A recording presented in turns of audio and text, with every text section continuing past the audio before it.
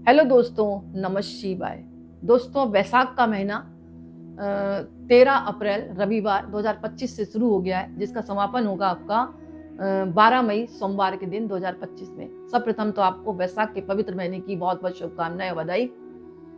मैं कुछ उपाय बताऊंगी। अगर इन उपायों को आप वैशाख के महीने में करते हैं, मतलब ये जो उपाय है पूरे महीने आप कर सकते हैं। जैसे कि अपने कैरियर की तरक्की सुनिश्चित करने के लिए वैशाख के महीने के दौरान तुलसी पत्र से श्री विष्णु के माधव स्वरूप की आप पूजा करते हैं, साथ ही भगवान विष्णु के केशव और गोविंद के नाम का ध्यान करते हैं, तो इस बात का ध्यान रखें कि कभी भी भगवान विष्णु के एक नाम का ध्यान नहीं करना चाहिए।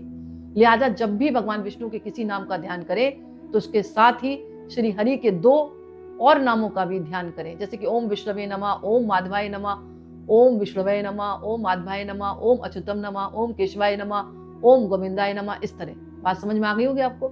ऐसा करने से आपके करियर की तरक्की सुनिश्चित होगी। इसके अलावा अपने घर की सुख समृद्धि के लिए वैशाख महीने के दौरान आप भगवान विष्णु को तुलसी पत्र के साथ शहद अर्पित कर सकते हैं और श्री विष्णु के माधव स्वरूप के साथ भगवान के अनंत और अच्युतम स्वरूप का भी ध्यान करें। ऐसा करने से आपके घर में सुख समृद्धि की मतलब बढ़ोतरी होगी।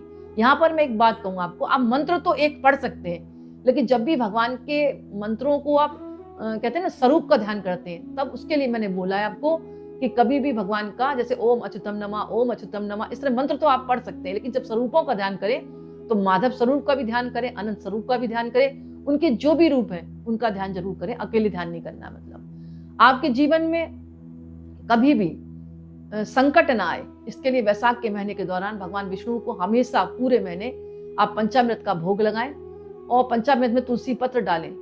इसके अलावा आपको विष्णु के माधव स्वरूप के साथ भगवान के दामोदर और नारायण स्वरूप का भी ध्यान करना चाहिए। ऐसा करने से आपके जीवन में कभी कोई संकट नहीं आएगा।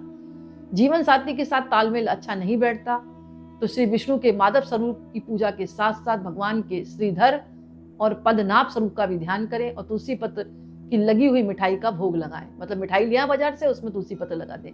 प्रतिदिन मिठाई का भोग आप जैसे गुरुवार के दिन लगा सकते हैं, अगर पूरे महीने नहीं लगा सकते तो गुरुवार को लगा दें, नहीं तो मिश्री के साथ तुलसी पत्र को आप रख कर भोग लगा सकते हैं। इससे आपके जीवन साथी से मतभेद दूर होंगे।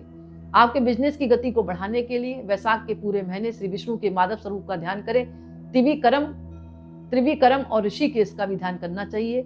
साथ ही भगवान विष्णु की तुलसी पत्र से पूजा करनी चाहिए। इससे आपका बिजनेस दिन दुगनी रात चौगनी तरक्की करेगा।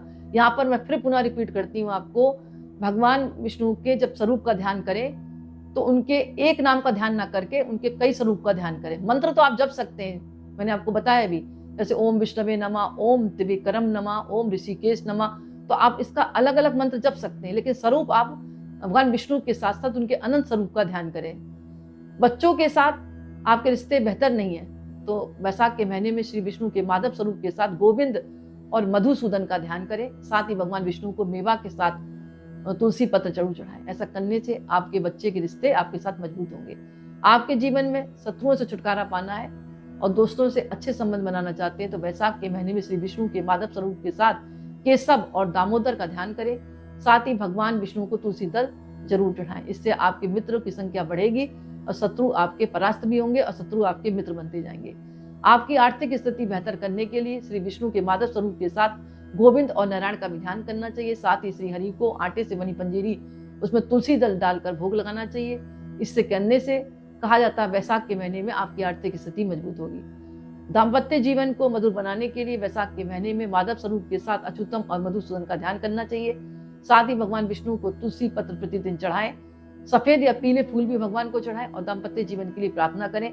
धीमे धीमे आपके दाम्पत्य जीवन में मधुरता आएगी। सरकारी कामों में अड़चने आ रही हैं तो श्री विष्णु के माधव स्वरूप के साथ अनंत और श्रीधर का ध्यान करें। साथ ही तुलसी पत्र श्री हरि की पूजा में जरूर चढ़ाएं, जो भी नैवेद्य चढ़ा रहे हैं उसके साथ। धीमे धीमे ये कार्य जब आप पूरे महीने करेंगे और भगवान से प्रार्थना करेंगे तो सरकारी काम में आपकी जो अड़चने आ रही हैं वो दूर होंगी। तो दोस्तों, छोटा सा वीडियो था, मुझे आशा कि आपको पसंद आया होगा। पसंद आए तो लाइक करें, कमेंट्स में नमः शिवाय जरूर लिखें। बहुत बहुत धन्यवाद।